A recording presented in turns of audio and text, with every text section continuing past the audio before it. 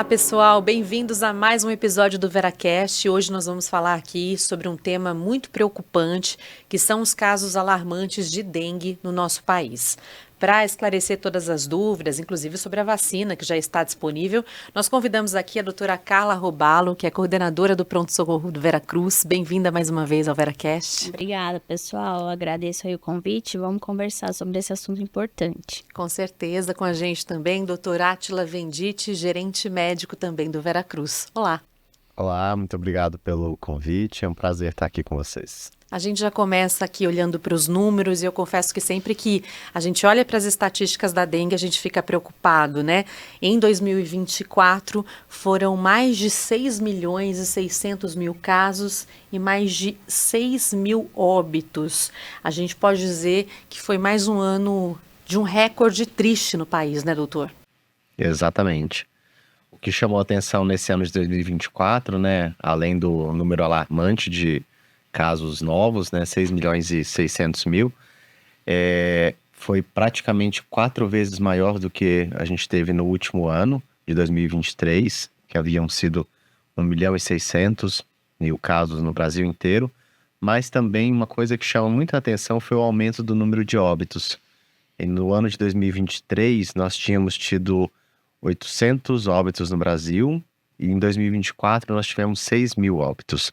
Então isso chama muito a atenção, tanto em relação a uma possível mudança na virulência ou em alguma associação de outros fatores, né, como a qualidade da assistência médica e assistência em saúde prestada no atendimento a esses casos. Não é à toa que a gente está falando sobre isso nessa época aqui, porque nós estamos numa época de altas temperaturas, que aumenta também o volume de chuvas, consequentemente a incidência da dengue, né, doutora Carla? Muito comum, né? A dengue acontece bem no verão por conta dessa associação do calor com o aumento do número de chuvas. A gente já começou a ter um aumento da temperatura ano passado, né? Então, em outubro, novembro, mal tivemos inverno ano passado. E agora com as chuvas. Por quê? Porque a gente sabe, né, que a proliferação das larvas acontece na água quentinha, né, e acumulada, parada. E é onde a gente tem o aumento do número de casos da dengue, que se começam em dezembro, janeiro, e começa só a aumentar. A hora que a chuva para, é a hora que o mosquito começa a ganhar força. E aí a gente já olha para 2025 e já fica pensando, inclusive, na projeção do ano, né? Porque comecinho de 2025 já são mais de 55 mil casos registrados.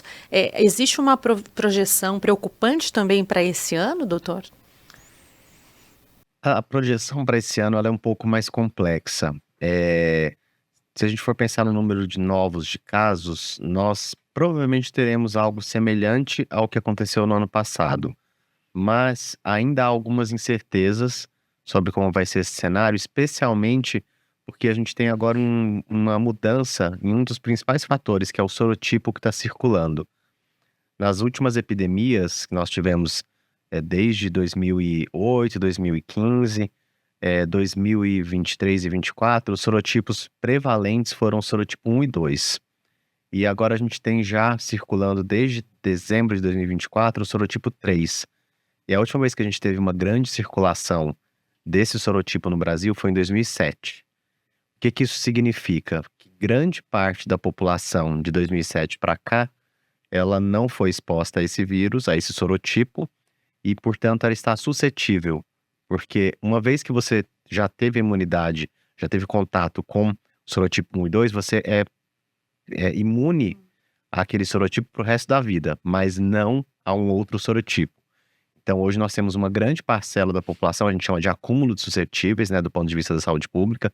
Nós temos uma situação em que grande parte da população não tem imunidade nenhuma, então pode ser que nós tenhamos uma epidemia de proporções semelhantes à do ano passado. E interessante que não é só o clima que interfere, né? Tem uma série de hábitos e outros fatores que também aumentam aí o risco para dengue.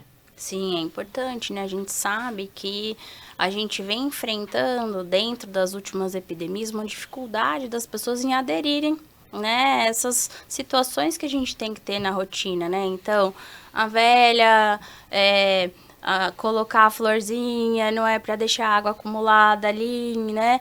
A gente tem muitas construções onde fica uma piscina, né, desabrigada, e aí fica acumulando construções que estão abandonadas, né? Então, a gente teve, por exemplo, ano passado em Campinas, alguns bairros onde a gente tinha uma grande concentração e tinham diversas casas com água acumulada por abandono de construção, diversas vezes os próprios moradores denunciando para a prefeitura e a prefeitura não conseguindo ter atuação diante disso, né? Então, a própria prefeitura também ainda, né, não também sendo tão atuante em algumas ações de solução pública, né? São vários papéis aí, né? Os individuais, coletivos, quando a gente pensa no bairro, na cidade, as próprias gestões municipais, né? As campanhas de conscientização. Tem muita gente, a área médica, muita gente envolvida nisso tudo, né? Agora, se eu me lembro bem aqui, a dengue começou no Brasil há mais de 40 anos, me corrijam se eu estiver equivocada aqui, e mesmo a gente já convivendo com a dengue, falando sobre ela há muito tempo, acho que vale a pena reforçar aqui o que é exatamente essa doença e qual é o nível de preocupação que a gente deve ter com a gravidade dela também. A dengue, ela é uma arbovirose, né? Ela é considerada uma doença transmitida por artrópodes, né? São insetos, é transmitida pelo mosquito Aedes aegypti. Ela acaba acontecendo no Brasil desde os anos 80, né? Primeira grande epidemia foi em 1981 e desde quando ela começou a se alastrar pelo território brasileiro, ela foi adquirindo algumas características, né? Ela se tornou uma doença endêmica. Então a gente vê casos acontecendo o ano inteiro de uma forma mais ou menos estável, com alguns períodos de aumento, principalmente nos meses do verão, os meses mais chuvosos, com altas temperaturas. Mas ela se alastrou de uma forma muito importante nos grandes centros urbanos, especialmente por conta desse processo de urbanização desenfreado, a ocupação muito irregular e não planejada do espaço urbano, desmatamento, a invasão de áreas florestais, né? Isso propiciou com que o mosquito, que vivia numa área muito mais selvagem, muito mais nativa, se adaptasse aos ambientes urbanos, e hoje a gente tem aí ela praticamente acontecendo de norte a sul, com diferentes proporções, né? Por conta de variações climáticas, regionais e até de ações de enfrentamento que são bastante heterogêneas no país. Então, sendo transmitida pelo mosquito, como é que ocorre exatamente esse ciclo, né, de transmissão, desde a picada até o aparecimento dos primeiros sintomas? Então, o mosquito, ele é o veículo de transmissão, né? Então, ele acaba acumulando dentro dele o vírus, né? E aí, ele pica uma pessoa, dentro da picada, nessa inoculação, né? Esse vírus entra dentro da corrente sanguínea e aí começam os sintomas. E essa pessoa também, a hora que ela é picada por outro mosquito, vai gerar dentro desse mosquito o acúmulo desse vírus e ele vai picar outra pessoa que vai passar para outra pessoa e a gente tem esse ciclo dentro do nosso, né, do ecossistema, né? Então, ele é um vetor. E ele é um vetor, inclusive, para outras doenças, não só para a dengue, né, o Aedes aegypti. Exatamente. O Aedes aegypti já foi uma preocupação muito antes da dengue, ainda no comecinho do século XX, porque ele era um vetor importante para a transmissão da febre amarela urbana. Foram feitos vários esforços, né, no começo do século, até no ano de 1955 ele chegou a ser erradicado dos ambientes urbanos no Brasil, mas essas ações acabaram sendo desmobilizadas depois dos anos 60, e a gente viu o retorno dele nos anos 80, principalmente com a dengue, e agora nos anos 2000 ele também começou a ser um vetor importante para chikungunya, Zika vírus e alguns casos também de febre amarela urbana que voltaram a acontecer recentemente. E quando a gente fala nos sintomas, né, após a picada, eles aparecem logo em seguida e o que chama atenção também é porque eles são facilmente confundidos com sintomas de outras doenças, né? Aí tá um problema. Isso é o nosso maior, né? Até isso, por isso que a gente tem um aumento importante nos prontos-socorros, porque as pessoas começam com sintomas são inespecíficos, né? O tempo de incubação pode ter de 3 a 5 dias, né? Desde o início da picada até 5 dias para a gente começar o início dos sintomas, né? E aí sempre começa com uma dor de cabeça leve, a dor de cabeça, a cefaleia, né? É uma dos principais sintomas e a febre, né? Na dengue, a febre ela já se dá no início dos sintomas. É uma febre alta, na maioria das vezes. Isso é um diagnóstico até diferencial, porque a gente vivenciou o ano passado um aumento da dengue junto com o aumento de Covid, né? E então a gente vivenciou, porque pós-carnaval a gente também tem um aumento do Covid por conta, né, do contato. E aí a gente via muito isso e é um diagnóstico diferencial porque é uma febre alta. É uma febre que vem de um dia para o outro, tem uma mialgia intensa, né? A dor no corpo é intensa, né? Os pacientes referem, dói do fio de cabelo até a unha do pé. É uma dor intensa. E aí vem, às vezes, associados com sintomas gastrointestinais, vômitos, diarreia, que é muito comum nessa época do ano, as gastroenterites por, né, problemas virais, outros vírus que circulam também na praia, que a gente teve, né, as viroses intestinais, mas pode aparecer diarreia. As dores articulares, então os pacientes falam de dor articular, isso é bem no início, aí vai evoluindo a doença, né? Depois ali do quarto, quinto até o quinto dia, a febre é para começar a cessar, né? E aí começam as manchas no corpo, né? Que a gente fala, né? Um rash cutâneo. Então, quando as manchas vêm, já é o finalzinho do ciclo? Normalmente é a hora que a febre abaixa, né? A dengue, dentro dos sintomas, ela tem um ciclo longo, né? São de 7, às vezes até 10 dias de sintomas. E hoje, desde o ano passado, a gente está vendo relatos até de, a gente chama síndrome viral longa, fica um mês de sintoma em alguns pacientes. Mas o mais comum, né, de 7 a 10 dias. Então, a febre cessa, a gente fala que a hora que a febre cessa é o pico da doença, né, onde a gente tem a queda de plaqueta, o aparecimento das manchas no corpo, o paciente refere uma fadiga maior, um mal-estar, uma inapetência, não dá fome, né? Uma dificuldade em ingerir água.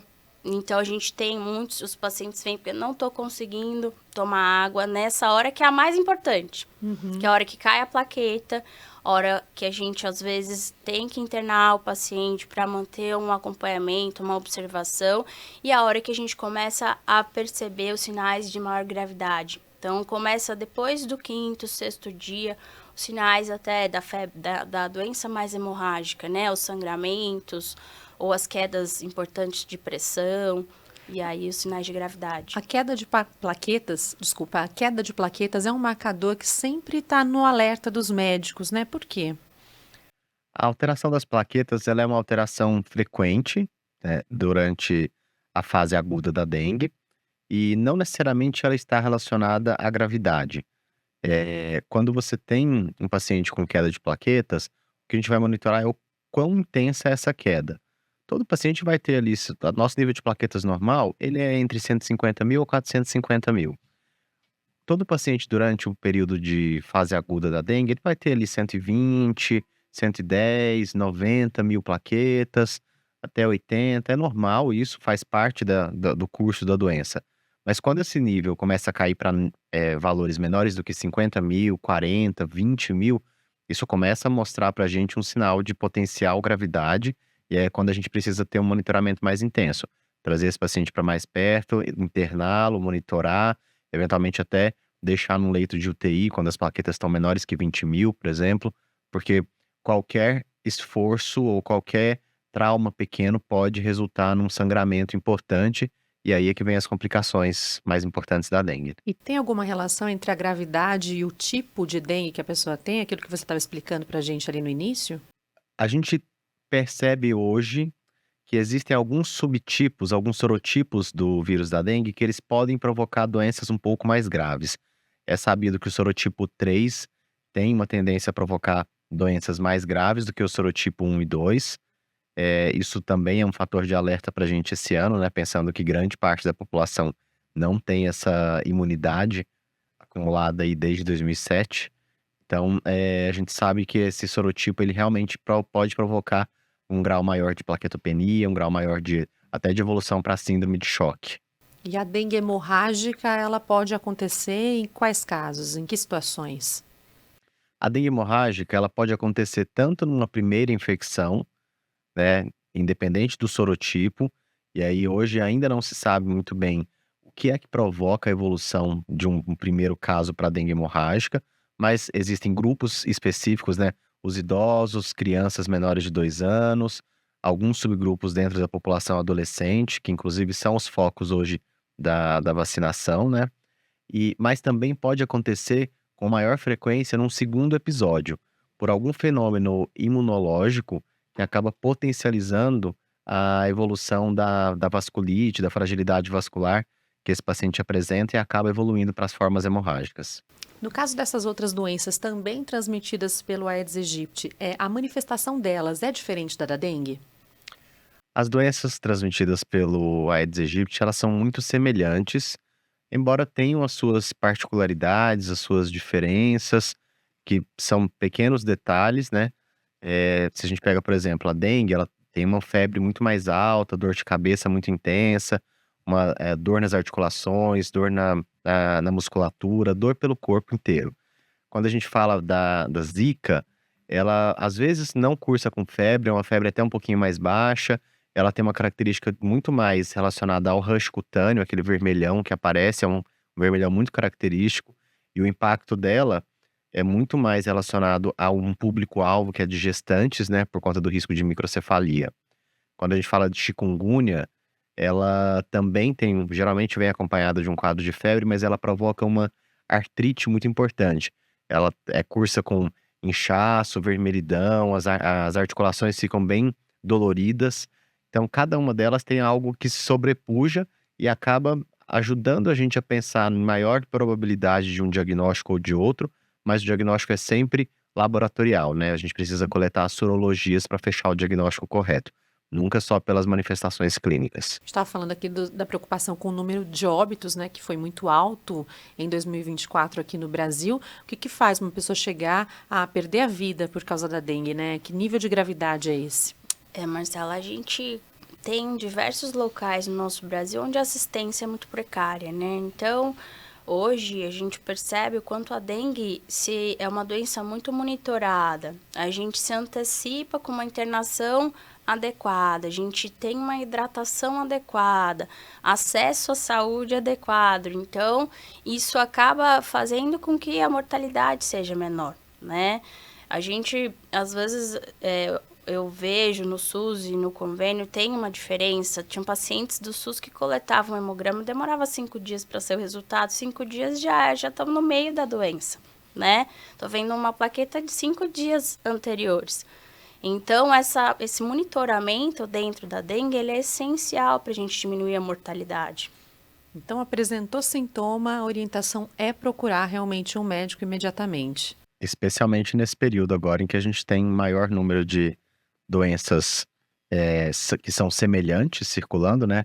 As gastroenterites virais, as gastroenterites bacterianas e também dengue, chikungunya, zika e o risco de febre amarela, né? Então é importante que a gente tenha um atendimento médico o mais breve possível. Porque entra naquela questão perigosa que é a automedicação, né? Às vezes a gente tem um sintoma e a gente mesmo avalia que é um sintoma leve, vamos dizer assim, e aí vai lá e toma um remédio. Quando se trata da dengue, isso pode ser inclusive perigoso, né? Sim, a dengue, ela, devido nessas características da queda de plaqueta, alterações da pressão, depende da medicação, a gente tem que, né, até um potencializador da plaquetopenia, que é o anti-inflamatório, a gente realmente evita no paciente com dengue, porque ele por si só, ele pode aumentar esses riscos, né, de diminuir a plaqueta, de alterar um pouco a parte da mucosa intestinal e aí da gastrite, e aí num paciente com dengue e gastrite a gente pode ter sangramento, então a gente evita essas medicações e que a gente usaria em outras doenças, como no Covid ou uma dor de cabeça leve que a gente tem em casa. Por isso a orientação é essencial e ir no médico. Em alguns pacientes com dengue, as próprias medicações de uso crônico a gente tem que ajustar, né? Então, cai a pressão. Será que aquele paciente vai continuar usando o antihipertensivo dele? Ele usa AS. Será que ele vai precisar continuar e vai poder continuar usando essa medicação durante a doença, né? Por isso que o acompanhamento é essencial. Fazer o diagnóstico, né? E o tratamento, ele depende muito, digo, o tempo de recuperação depende muito também da idade, do tipo de Sim. dengue. Como é que Sim. funciona? Quantos dias, mais ou menos, para ficar bem? Acho que em relação ao tipo não, mas a idade sim, a gente percebe, né? A dengue consome muito o organismo como um todo, né? Como ele falou, o Átila falou, nos extremos de idade, né? A gente vê, principalmente nos idosos, a criança ela se recupera muito rápido em relação a tudo, né? A imunidade é outra, a gente tem um processo dentro do corpo diferente. Agora, nos extremos de idade, nos pacientes que já têm alguma imunossupressão, paciente oncológico, paciente reumatológico, né? Então, a gente percebe que esse paciente leva um tempo maior para se recuperar. Todo ano a gente ouve falar sobre a dengue, tem campanhas, né, em vários níveis, a gente vê na imprensa, vê nos canais, como aqui no VeraCast também, e mesmo assim a gente percebe que muita gente não se conscientiza, não toma aquelas atitudes básicas. Então eu queria que a gente pudesse aqui hoje listar, né, o que cada um pode fazer para prevenir a dengue. A gente tem uma ampla gama de ações que precisam ser feitas de forma contínua para reduzir a incidência da doença, né? Quando a gente fala do nível local, domiciliar ou dos pequenos comércios, é a questão de você reduzir a quantidade de focos de água parada. Então, fazer as limpezas adequadas dos quintais, limpar calhas, telhados, fazer o tratamento adequado da água da piscina, de casa, eh, evitar o acúmulo de pneus ou objetos que possam se tornar reservatórios de água limpa e parada, né. Isso tanto para os domicílios como para comércios, enfim. Agora, a gente também tem ações que precisam ser tomadas do ponto de vista mais macro, né, quando a gente pensa em políticas públicas e quando a gente pensa, na organização tanto do município, do estado, do país.